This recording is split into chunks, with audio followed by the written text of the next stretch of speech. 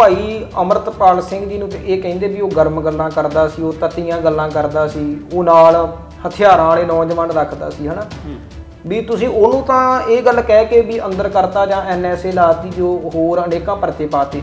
ਪਰ ਭਾਈ ਅਮਰਤਪਾਲ ਸਿੰਘ ਜੀ ਦੀ ਮਾਤਾ ਕੋਲ ਕਿਹੜੀਆਂ ਗੱਲਾਂ ਸੀ? 5 ਮੈਂਬਰੀ ਕਮੇਟੀ ਜਿਹੜੀ ਸ਼੍ਰੀ ਅਕਾਲ ਤਖਤ ਸਾਹਿਬ ਦੇ ਜਥੇਦਾਰ ਹੋਣਾ ਵੱਲੋਂ ਬਣਾਈ ਗਈ, ਉਹ 5 ਮੈਂਬਰੀ ਕਮੇਟੀ ਦਾ ਫੈਸਲਾ ਸੀ, ਉਸ ਮਤੇ ਦਾ ਫੈਸਲਾ ਸੀ ਵੀ ਉੱਥੋਂ ਚੇਤਨਾ ਮਾਰਚ ਸ਼੍ਰੀ ਦਮਦਮਾ ਸਾਹਿਬ ਜੀ ਦੀ ਧਰਤੀ ਤੋਂ ਆਰੰਭ ਹੋ ਕੇ ਸ਼੍ਰੀ ਅਕਾਲ ਤਖਤ ਸਾਹਿਬ ਪਹੁੰਚੇਗਾ।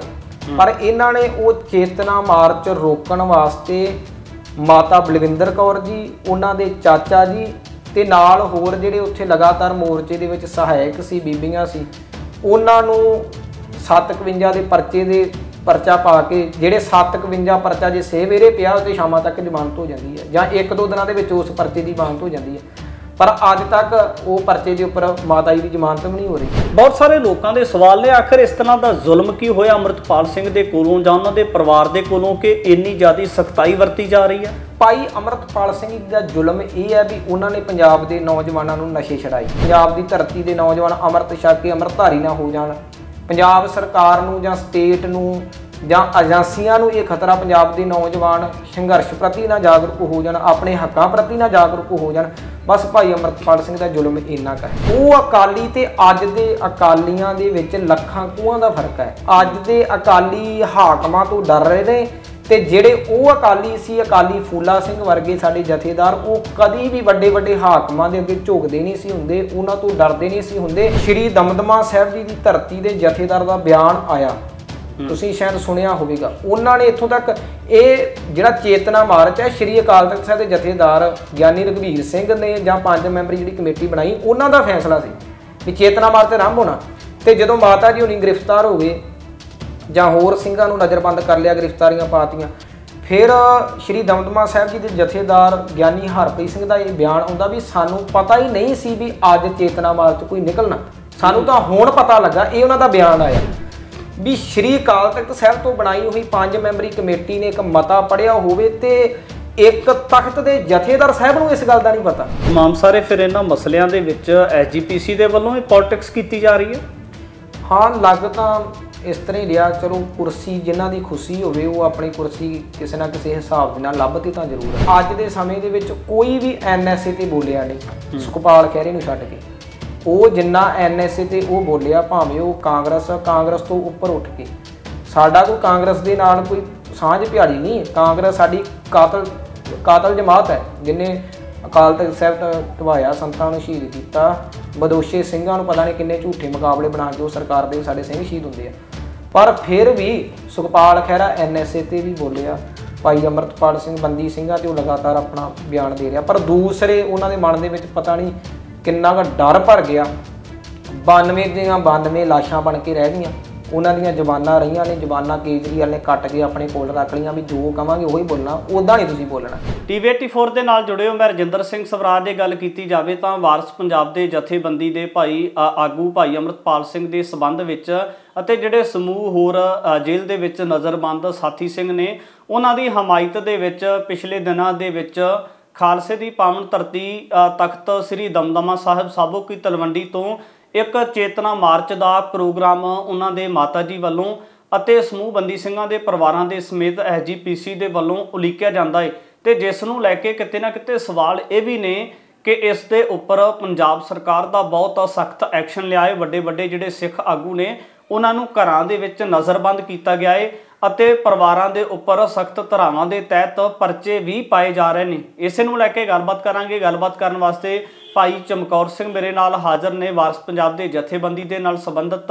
ਉਹਨਾਂ ਦੇ ਨਾਲ ਗੱਲਬਾਤ ਕਰਾਂਗੇ। ਬਾਈ ਜੀ, ਸਵਾਗਤ ਹੈ ਸਭ ਤੋਂ ਪਹਿਲਾਂ। ਵਾਹਿਗੁਰੂ ਜੀ ਕਾ ਖਾਲਸਾ, ਵਾਹਿਗੁਰੂ ਜੀ ਕੀ ਫਤਿਹ। ਕਿਵੇਂ ਦੇਖਦੇ ਹੋ ਜੀ, ਜਿਵੇਂ ਪਿਛਲੇ ਦਿਨਾਂ ਦੇ ਵਿੱਚ ਇੱਕ ਬੜੇ ਪੀਸਫੁਲੀ ਤਰੀਕੇ ਦੇ ਨਾਲ ਇੱਕ ਮੋਰਚਾ ਚੱਲ ਰਿਹਾ ਹੈ ਬੰਦੀ ਸਿੰਘਾਂ ਦੀ ਜੇਲ੍ਹ ਤਬਦੀਲੀ ਨੂੰ ਲੈ ਕੇ, ਹੋਰ ਇਸ ਤਰ੍ਹਾਂ ਦੀਆਂ ਡਿਮਾਂਡਸ ਨੇ, ਤੇ ਇੱਕ ਚੇਤਨਾ ਮਾਰਚ ਸ੍ਰੀ ਅੰਮ੍ਰਿਤਸਰ ਸਾਹਿਬ ਦੀ ਧਰਤੀ ਦੇ ਉੱਪਰ ਲੈ ਕੇ ਆਉਣ ਦੇ ਯਤਨ ਕੀਤੇ ਜਾ ਰਹੇ ਸੀ। ਤਾਂ ਅਜਿਹੇ ਦੇ ਵਿੱਚ ਪੰਜਾਬ ਸਰਕਾਰ ਦਾ ਜਾਂ ਪੰਜਾਬ ਪੁਲਿਸ ਦਾ ਜਿਹੜਾ ਰਿਐਕਸ਼ਨ ਕੀਤਾ ਗਿਆ, ਕਿਵੇਂ ਦੇਖਦੇ ਹੋ ਇਸ ਨੂੰ? ਇਹ ਬਹੁਤ ਗਲਤ ਆ ਜੀ। ਦੇਖੋ, ਚਲੋ ਭਾਈ ਅਮਰਤਪਾਲ ਸਿੰਘ ਜੀ ਨੂੰ ਤੇ ਇਹ ਕਹਿੰਦੇ ਵੀ ਉਹ ਗਰਮ ਗੱਲਾਂ ਕਰਦਾ ਸੀ, ਉਹ ਤੱਤੀਆਂ ਗੱਲਾਂ ਕਰਦਾ ਸੀ, ਉਹ ਨਾਲ ਹਥਿਆਰਾਂ ਵਾਲੇ ਨੌਜਵਾਨ ਰੱਖਦਾ ਸੀ, ਹਨਾ।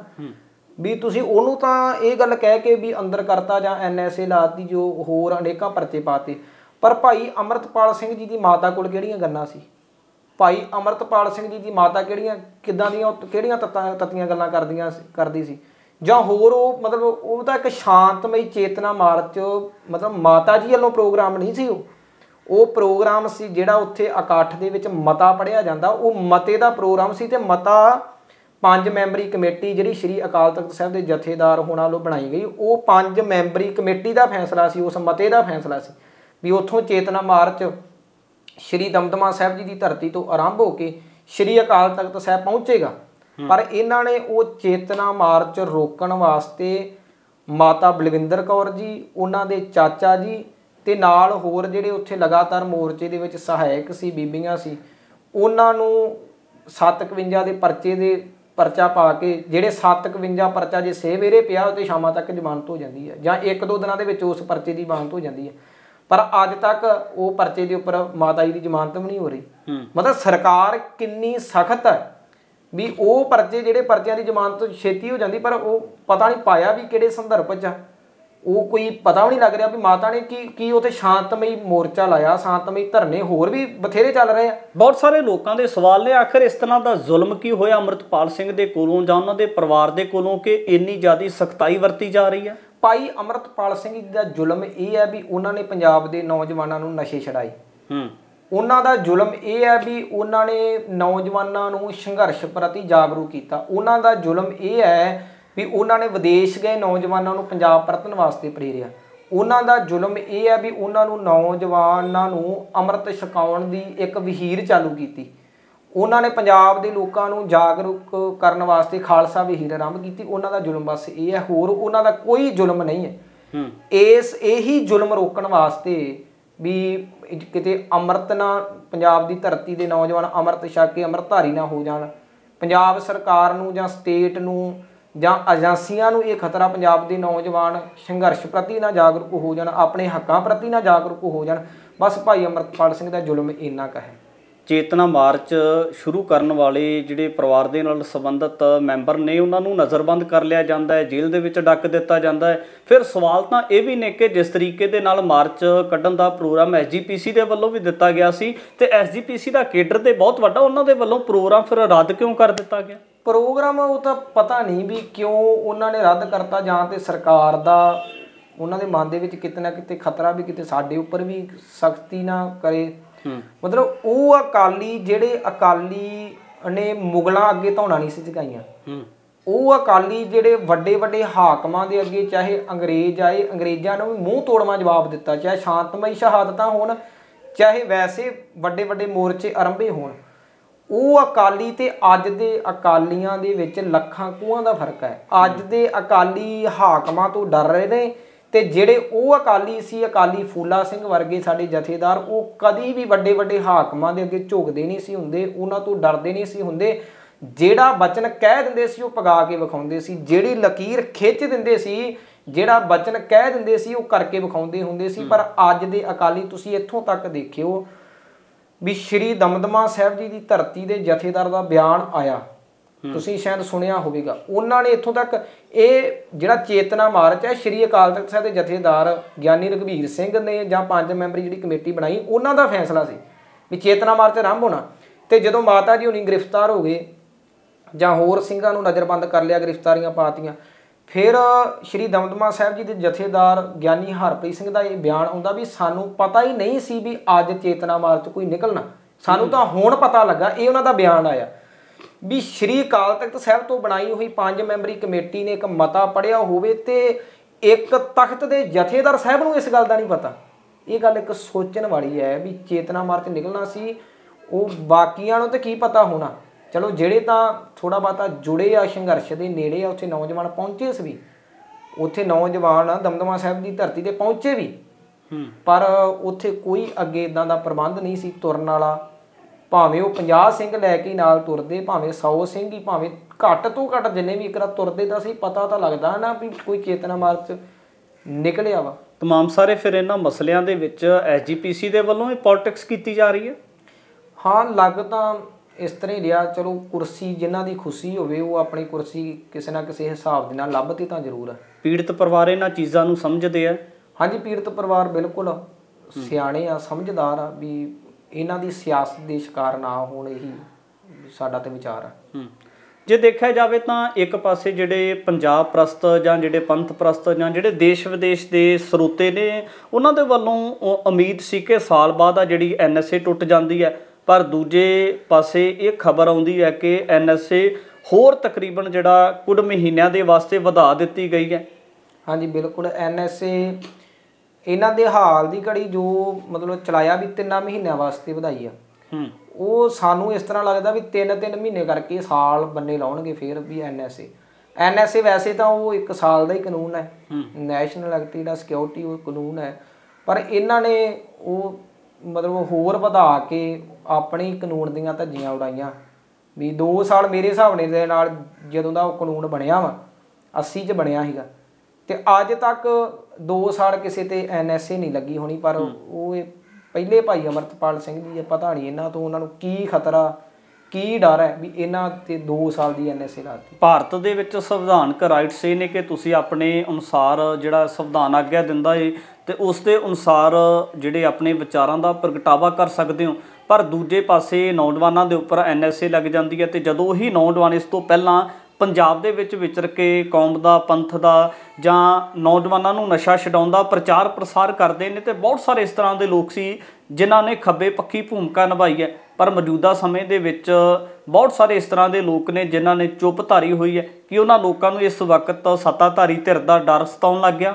ਹਾਂਜੀ ਹਾਂਜੀ ਬਿਲਕੁਲ, ਇਹ ਜਿਹੜੀ ਸੱਤਾ ਤੇ ਕਾਬਜ ਹਾਕਮ ਆ, ਜਿਹੜੇ ਮਤਲਬ ਕਿਸੇ ਨੂੰ ਨਹੀਂ ਬਖਸ਼ ਰਹੇ, ਹਰੇਕ ਤੇ ਪਰਚੇ ਪਾਏ ਇਹਨਾਂ ਨੇ। ਜਿਹੜਾ ਵੀ ਕੋਈ ਸੱਚ ਬੋਲ ਰਿਹਾ, ਜਿਹੜਾ ਵੀ ਕੋਈ ਹੱਕਾਂ ਦੀ ਗੱਲ ਰਿਹਾ ਉਹਨਾਂ ਤੇ ਜਿਹੜੇ ਜਿਨ੍ਹਾਂ ਨੇ ਖੱਬੇ ਪੱਖੀ ਧਿਰਾਂ ਨੇ ਭਾਈ ਅਮਰਤਪਾਲ ਸਿੰਘ ਜੀ ਦਾ ਵਿਰੋਧ ਕੀਤਾ ਉਸ ਸਮੇਂ ਦੇ ਵਿੱਚ, ਉਹ ਐਂ ਆ 20 ਮਿੰਟ ਸਾਨੂੰ ਦੇ ਦਿਓ, ਕੋਈ ਇਸ ਤਰ੍ਹਾਂ ਕਹਿੰਦਾ ਸੀ, ਕੋਈ ਕਹਿੰਦਾ ਸੀ ਵੀ ਇਹਨੂੰ ਜਲਦੀ ਤੋਂ ਜਲਦੀ ਰਾਜੇ ਵੜਿੰਗ ਵਰਗਿਆਂ ਆਖਿਆ ਵੀ ਇਹਨੂੰ ਅੰਦਰ ਸੁੱਟਿਆ ਜਾਵੇ।